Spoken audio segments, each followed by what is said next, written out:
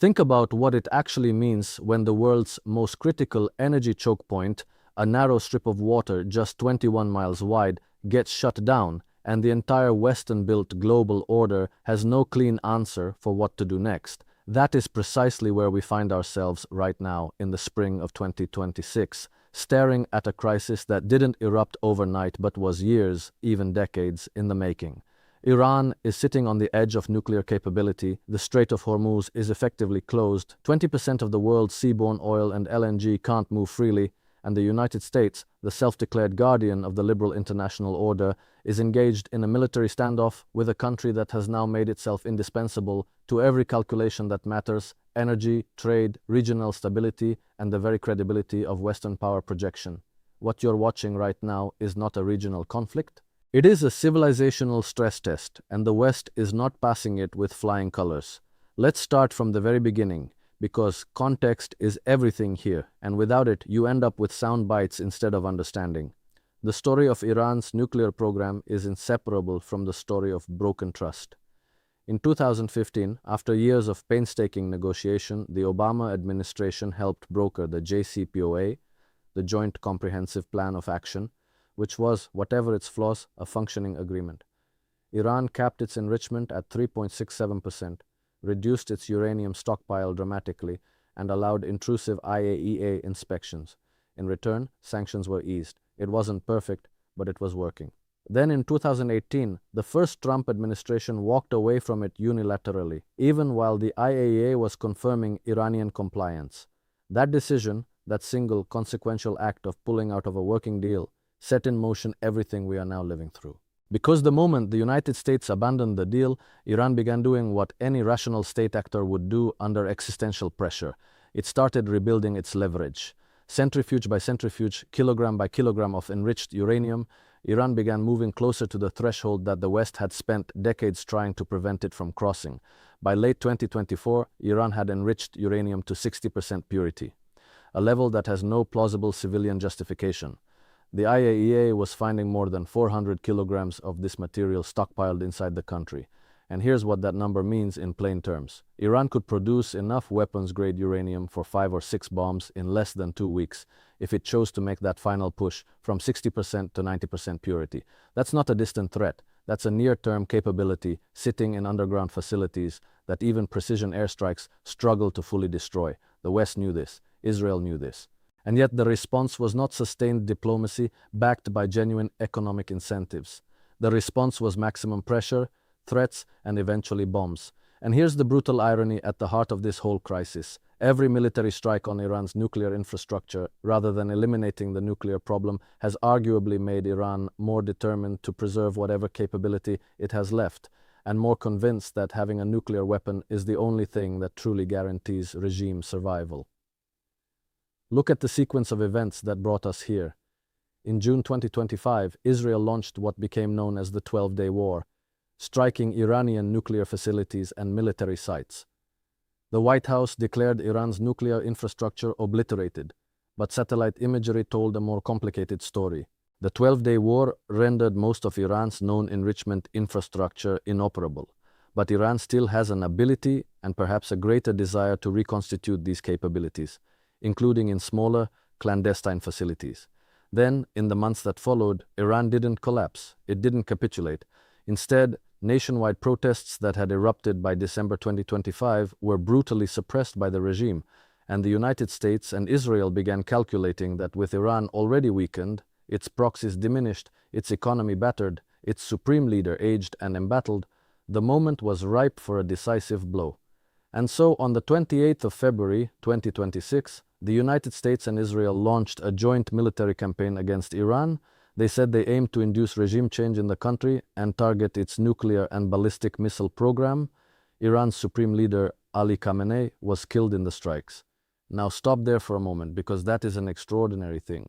The leader of a sovereign nation-state was assassinated by the combined military power of the United States and Israel.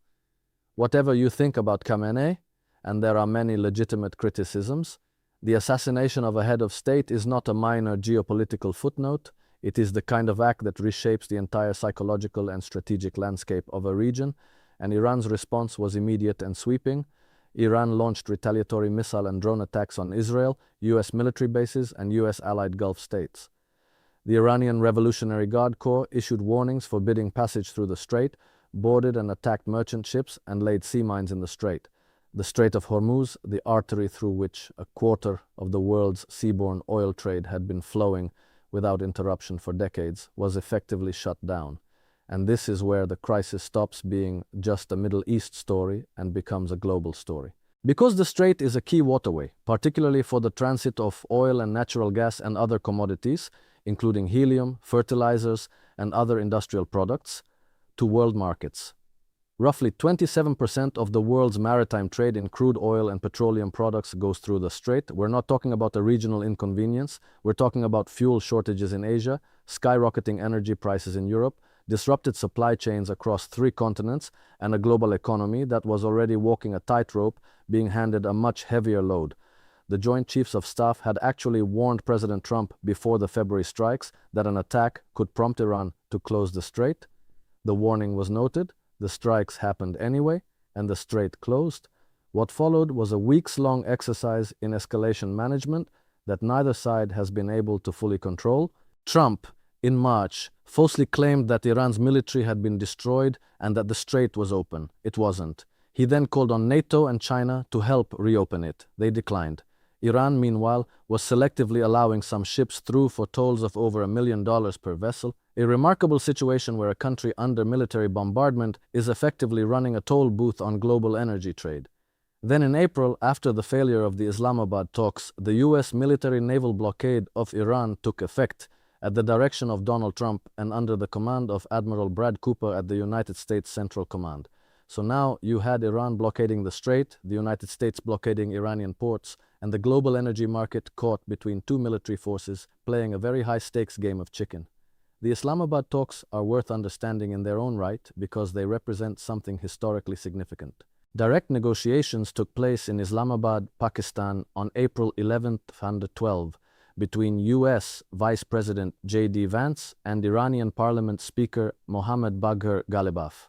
The highest-level direct engagement between the United States and Iran since the 1979 Iranian Revolution. Read that again. The highest-level direct engagement in nearly half a century. And they failed to produce an agreement. That failure triggered the U.S. naval blockade, and the naval blockade triggered Iran reimposing full restrictions on the strait. The dual blockade, as The Guardian described it, became the defining feature of this crisis. The United States Navy blockading Iranian ports and Iran blockading the Gulf, with global shipping caught in the middle and commercial traffic through the strait dropping to roughly 5% of pre-conflict levels. Now let's talk about what the West has actually lost in this confrontation, because that is the part that most mainstream commentary tends to skip over. The first thing the West has lost is the credibility of its diplomatic tools. The decision to deploy force in the middle of negotiations, twice, has vitiated the credibility of diplomatic tools that could provide traction on the nuclear issue.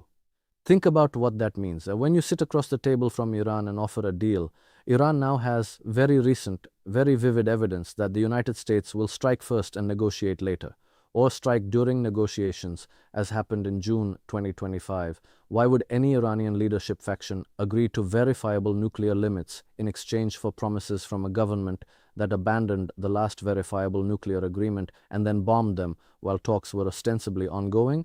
The logic of Iranian hardliners that only a nuclear weapon guarantees survival has been paradoxically strengthened by every military action the West has taken. Jeffrey Lewis, a leading nuclear policy analyst, said that Iran was likely to reach the same conclusion that North Korea reached, that it's a dangerous world out there with the United States, and it's better to go nuclear. Ramesh Thakur added that for Iran, nuclear weapons are now the only thing that will guarantee regime survival. These are not fringe voices. These are mainstream experts articulating a strategic reality that flows logically from the events of the past several years. The West has, through its own actions, created the very incentive structure that makes Iranian nuclearization more likely, not less. That is a profound strategic failure, and it needs to be named as such. The second thing the West has lost is its energy leverage. For years, the threat of disrupting Iran's oil exports was one of the primary tools of Western pressure. Sanctions cut Iranian oil revenues, starved the regime of funds, and were supposed to force compliance. But Iran's adaptation to sanctions pressure through alternative payment systems, barter arrangements, and sanctions evasion networks has reduced leverage from additional economic measures. The effectiveness of sanctions has declined due to increased Iranian economic integration with China and Russia, both of which possess sufficient economic scale to sustain Iranian trade despite Western restrictions. Chinese imports of Iranian oil, estimated at $35 billion annually, provide crucial revenue that enables continued nuclear program funding. So while the West was sanctioning Iran, China was quietly buying discounted Iranian crude at roughly 1.2 million barrels per day, effectively bankrolling the very program the sanctions were designed to stop. The sanctions regime didn't fail because it wasn't applied hard enough. It failed because the geopolitical architecture within which it operates has changed fundamentally. The world of 2026 is not the world of 2006, when Western economic dominance was sufficient to isolate a targeted state. China and Russia have provided Iran with an economic lifeline that no amount of additional Western sanctions can sever. The third and perhaps most telling thing the West has lost is the moral clarity it once used to justify its global role. The United States and Israel killed Iran's supreme leader. They struck civilian infrastructure. Iran launched counterstrikes against Israel, US military bases in the region, and military and civilian locations in Arab states. Arab states that were supposed to be US allies found themselves targeted by Iranian missiles. The UAE, one of America's closest partners in the Gulf, was struck by Iranian drones and missiles, with oil facilities hit and Indian nationals wounded. The broader world, particularly in the global south, is watching all of this and drawing its own conclusions. When Russia invaded Ukraine, the West framed it as a fundamental violation of sovereignty and the international rules-based order. But the United States and Israel launched a war designed to induce regime change in Iran, killed its leader, and described it as a defensive measure. The double standard is not invisible. It is, in fact, quite loudly visible to the two-thirds of the world that sits outside the Western alliance system, and it is eroding whatever remaining moral authority the West brought to these disputes. Now let's turn to where we stand right now in early May of 2026, because things are moving fast.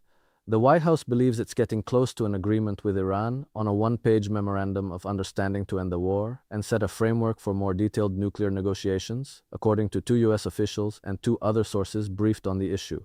This proposed memo, if real, would reportedly involve both sides lifting their respective blockades, with Iran committing to transferring its stockpile of highly enriched uranium outside its borders, potentially to the United States, along with enhanced snap inspections by UN inspectors and a commitment not to operate underground nuclear facilities.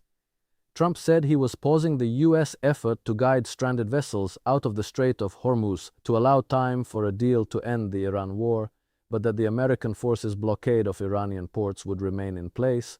Iran, for its part, says the proposal is being evaluated, while insisting that any final agreement must include the lifting of all US sanctions, an end to the blockade, and a withdrawal of US forces from the region.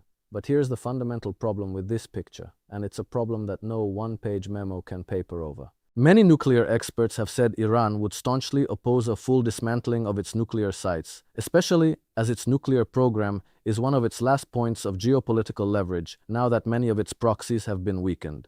Iran's nuclear program is not simply a weapons project. It is, at this point, the central pillar of Iranian deterrence, the primary source of its bargaining power, and the clearest proof it has that it matters on the global stage.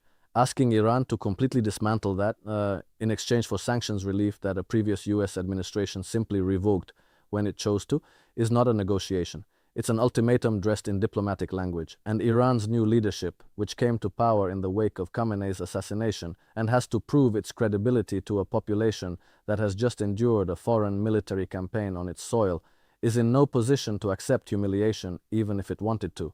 Tehran may conclude that its ability to disrupt the global economy via the Strait of Hormuz provides enough deterrence to begin quietly rebuilding its nuclear program. That is the most sobering scenario of all.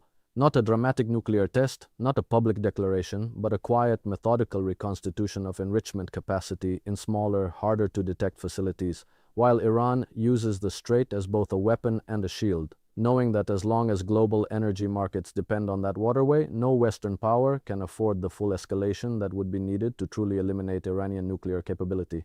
That is the corner the West has painted itself into.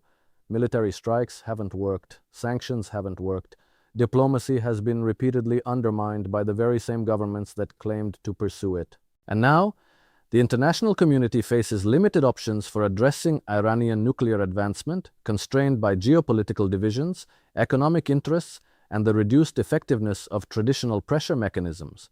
What we are watching in real time is the slow, grinding exposure of a fundamental truth about the post-Cold War international order. It was built on assumptions that no longer hold. The assumption that American military power could shape political outcomes in the Middle East. The assumption that sanctions could compel states with alternative economic patrons to comply. The assumption that the West's moral framing of conflicts would be accepted globally. All of those assumptions have been stress-tested by the Iran crisis, and all of them are coming up short. The Strait of Hormuz, 21 miles of water between Iran and Oman, has become the place where the pretensions of Western strategic dominance go to confront reality, and the reality is uncomfortable. Iran, battered, blockaded, its nuclear sites damaged, its supreme leader killed, is still there, still holding, still controlling access to the energy arteries of the global economy, still refusing to surrender the one thing and its nuclear knowledge and infrastructure, that it believes is its final guarantor of survival.